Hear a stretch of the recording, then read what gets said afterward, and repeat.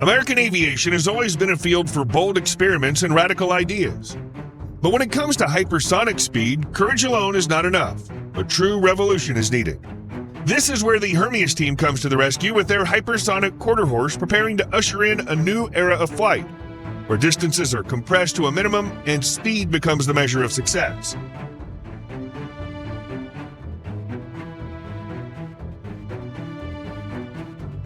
Rockets with high-speed engines and U.S. spacecraft have long reached hypersonic performance, and only hypersonic flight in the atmosphere on a passenger airliner still remains an unconquered horizon for aviation. Some of you here will rightly remember the Concorde, but firstly, this legendary aircraft reached a top speed of 1,354 miles an hour, which is impressive, but to put it mildly, falls short of hypersonic speed with its threshold of Mach 5 or 3,836 miles per hour.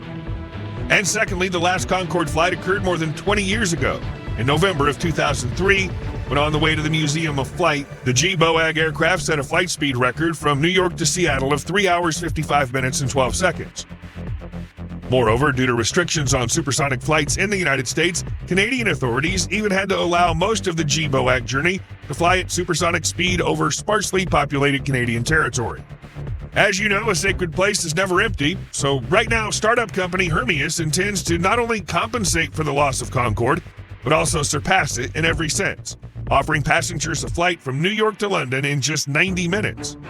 Concorde was able to cover this route in only 2 hours 52 minutes and 59 seconds, which is also cool, but no longer reaches the ambitions of the team of A.J. Piplica, CEO of Hermeus, who managed to bring talented engineers from SpaceX and Blue Origin under his wing. These individuals were united not only by a love of innovation, but also by the desire to bring new space to aviation, which in the case of space meant providing cheap access to travel to orbit for millions of people around the world. In aviation, they first have to fly you across the Atlantic in 1.5 hours. Thus began work on the Quarterhorse, an unmanned hypersonic prototype whose initial task was no less than to break the record of the legendary Lockheed SR-71 Blackbird reconnaissance aircraft. To achieve such immodest results, an impressive engine would be required, many times more powerful than the Pratt & Whitney J58 installed in that very Blackbird, capable of instantly overtaking any enemy missile of that time at a speed of more than Mach 3. But here too, the Hermeus team decided not to take the easy way out, developing its own engine, Chimera, which without a doubt was not only a reference to the fire-breathing monster of the same name from Greek mythology, but also an extremely apt name for a hybrid engine. Chimera is a turbine-based combined cycle (TBCC) engine. That is, it takes the best from a gas turbine engine, turbine jet, turbojet, and a ramjet, scramjet engine, and mixes them together.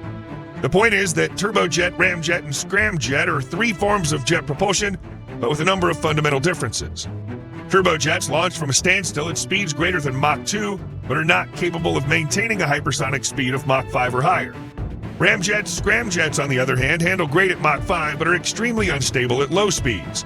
Therefore, you need to combine them so that the strengths of each compensate for their shortcomings. Hermeus used readily available off-the-shelf gas turbine engines for testing, saving billions of dollars in development costs and years off its already busy schedule. They were able to build and successfully test their own engine for just $18 million over a period of only 21 months. In November of 2022, they demonstrated the transition from a turbojet to a ramjet engine, which became one of the startup's main technological achievements on the way to reusable hypersonic carriers. The conventional turbine part of the TBCC Hermeus was represented by the General Electric J85 turbojet engine, an extremely popular solution found in the Cessna A37 Dragonfly, Northrop F5, Northrop T-38 Talon trainers, and many other aircraft.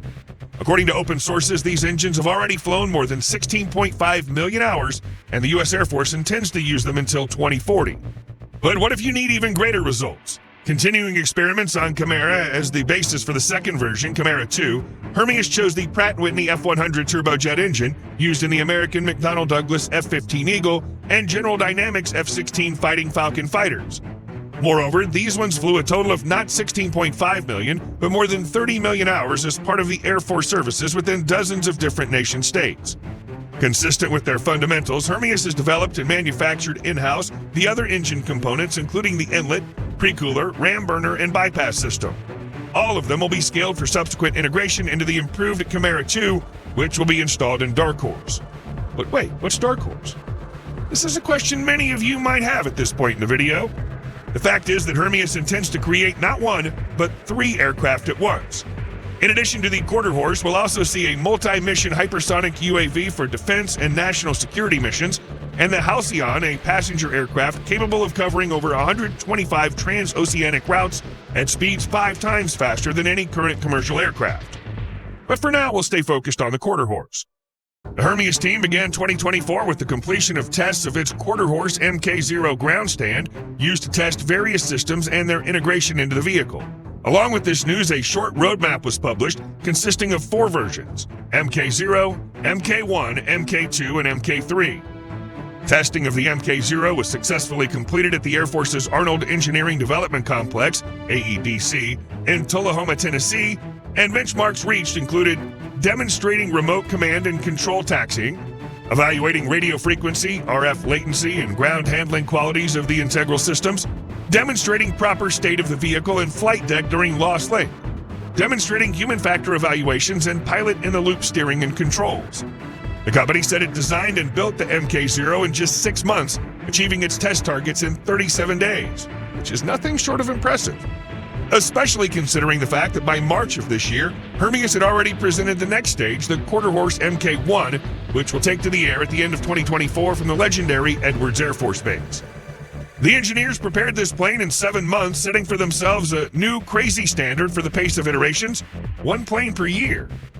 The main purpose of this remotely piloted vehicle is to demonstrate high-speed takeoff and landing, a key enabling capability unique to future hypersonic aircraft of the company's roadmap. However, if the Mk0 and Mk1 feature Chimera engines based on the General Electric J85, then in the Quarterhorse Mk2, we'll finally see the Chimera 2 with its core in the form of the Pratt & Whitney F100, plans for which Hermeus representatives were more than happy to share with the public. In May of 2024, Hermeus began testing its proprietary cooling technology with the F100 engine, marking the first major milestone in the development of the Mk2 engine. Thanks to the combined engine with this pre-cooler, the 3rd iteration of the Quarterhorse will be able to reach speeds of up to Mach 2.5. The goal of the roadmap at this stage is to break the sound barrier and demonstrate autonomous supersonic flight below Mach 3.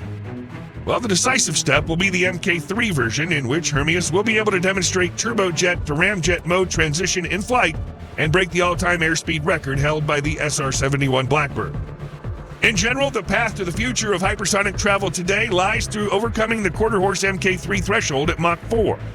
So far, Hermeus has yet to set a date, but is watching the pace of production closely along with the team's follow-through, so the word soon isn't as vague as it could be. Moreover, it's not for nothing that NASA, the U.S. Air Force, and even the father of ChatGPT, Sam Altman, believed in the startup, providing it with substantial funding worth hundreds of millions of dollars.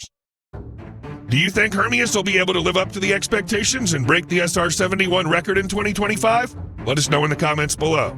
And if you enjoyed the video, please leave a like, subscribe to the channel, and hit that notification bell for more content like today's.